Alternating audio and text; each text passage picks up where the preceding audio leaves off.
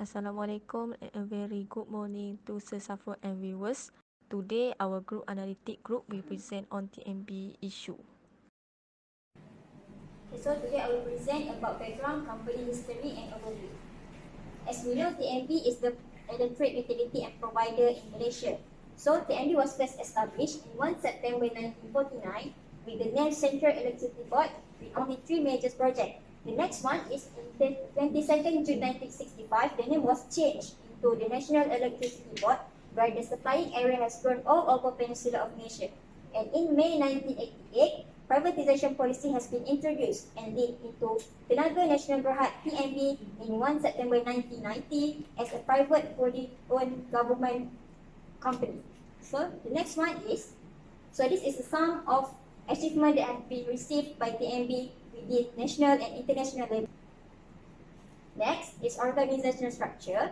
TNB has been applied a divisional structure where based on product and function. So this is the structure for board of directors and this is the structure for state and also district branches. So according to TNB Annual Report 2018, there are 4 main strategies that TNB applied. The first one is future generation resource, where they develop a new renewable resources such as TNB solar and wind power potential.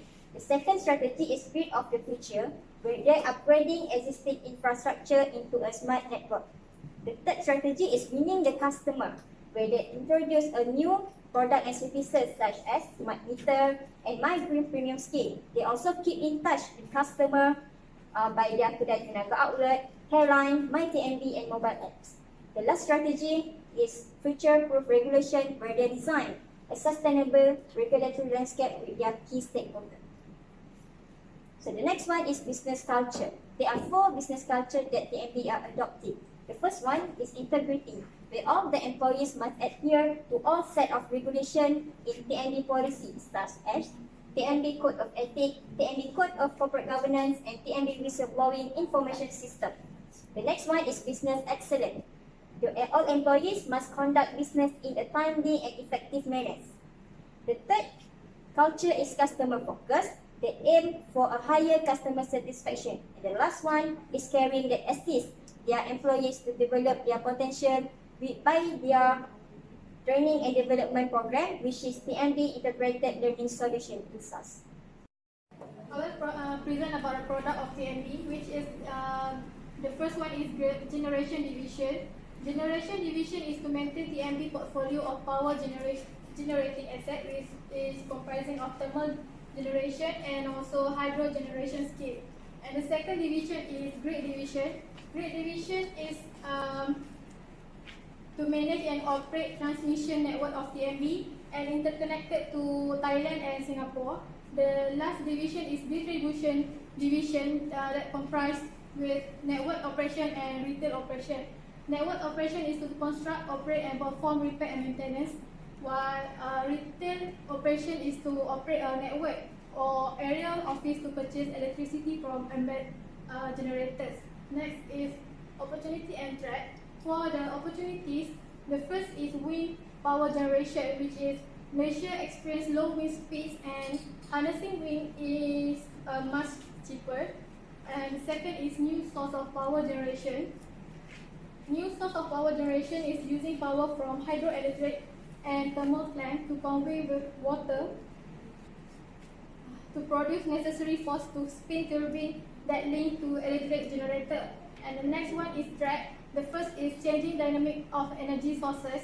TNB can incur substantial loss on occasion when state of oil and gas company cut their gas supply for technical reason and can force TNB to switch to expensive distillates.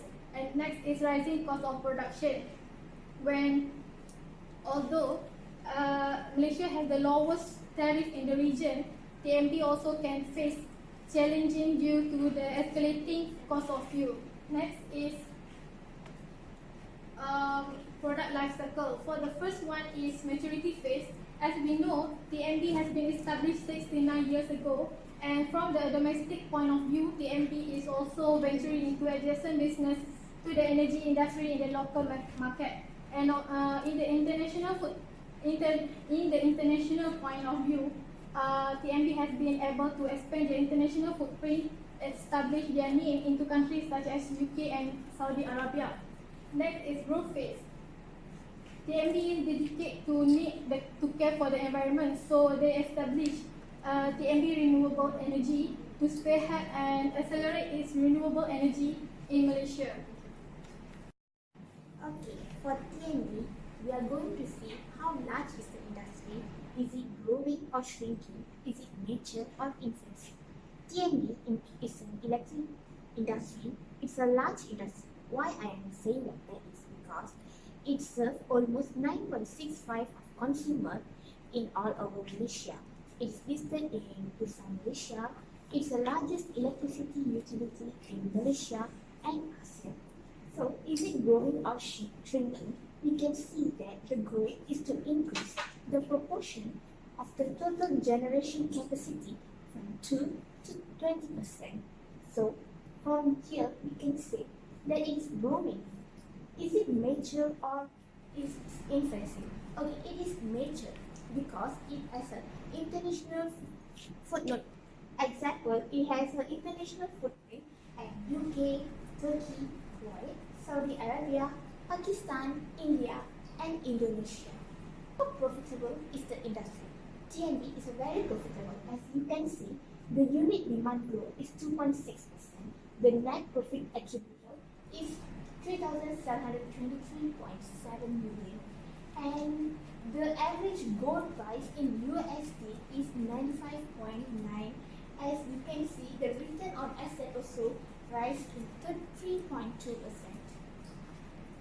Okay, major trend. Major trend. TNB is a vertical integrated. Why I am saying it's a vertical integrated? Because they have like two. One is traditional vertical integrated. Another one is non-utility generated. For traditional vertical integrated, the firm generate power to sell to their consumer or sell to an open market. While for non-utility generator, it is known as IPP, where they do not have any customer who consume electricity. Next, I will present on competition, customer and suppliers. For competition, there is no competitor for TNB because as we know, TNB is monopoly company. Then customer, there are three types of customer. Firstly is residential, commercial, and industry. Lastly, there is a supplier in TNB, which is oil and gas company.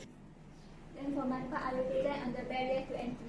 The first one is government policy, which is the government has given the license to only TNB to operate the business to make sure the operations are done in effective way.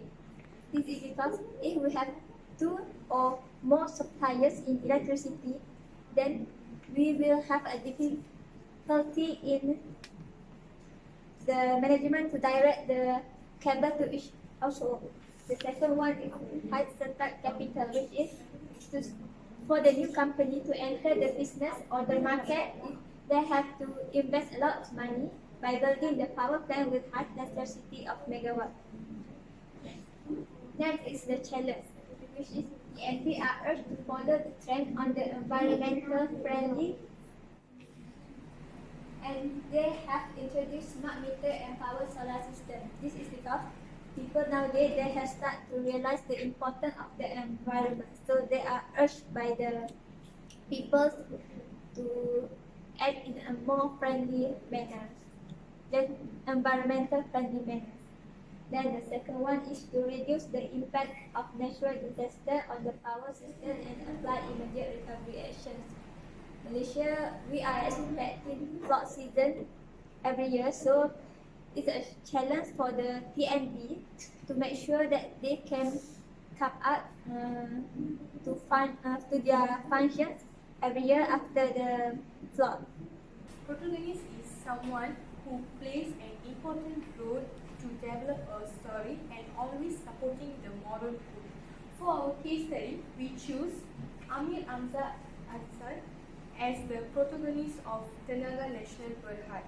He is 51 years old and son of late former Petronas president. Currently, he faces a major problem, and he also found a solution to overcome the problem. I will continue the presentation with detailed explanation regarding the issue mentioned by Yela. Okay, this is the sequence of the issue in chronological order. The issue happened in April and May 2019. Consumer found out and complained there was sudden increase in their electricity bills for that month. The complaints were made through social media. Besides, there were more than 500 consumers gathered in front of Wisma TNB Melaka to ask for explanation why their electricity bills for that month were high.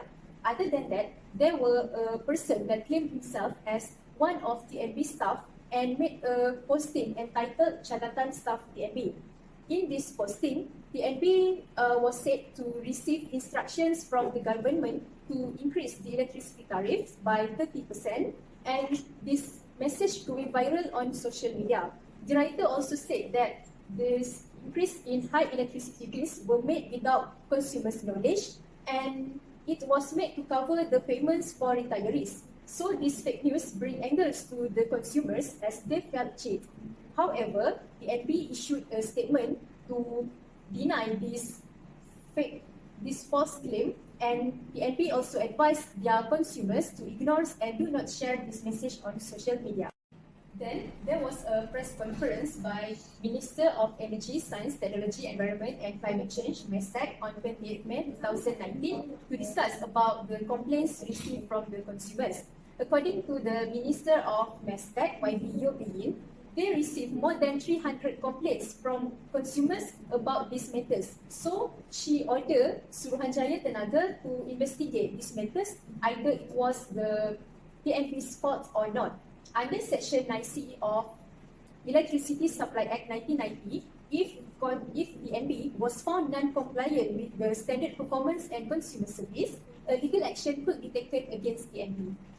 On 31st May 2019, a press conference was held by CEO of TNB, Amir Hamzah Azizan, at TNB headquarters in Jalan Bangsa to explain about this issue to media. According to the CEO, their billing system was disrupted on 15 till 20 May 2019, but now the system had restored and its operations running smoothly.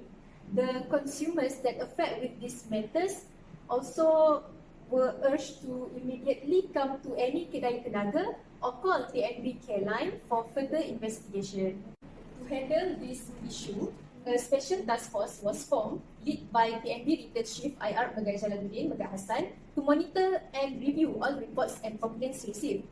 The total reports that TNB received amounting to 40,469 complaints. At that time, there were 11,331 complaints resolved, and the remaining are still being investigated. Megat Jalaluddin said his team found the cause behind this issue.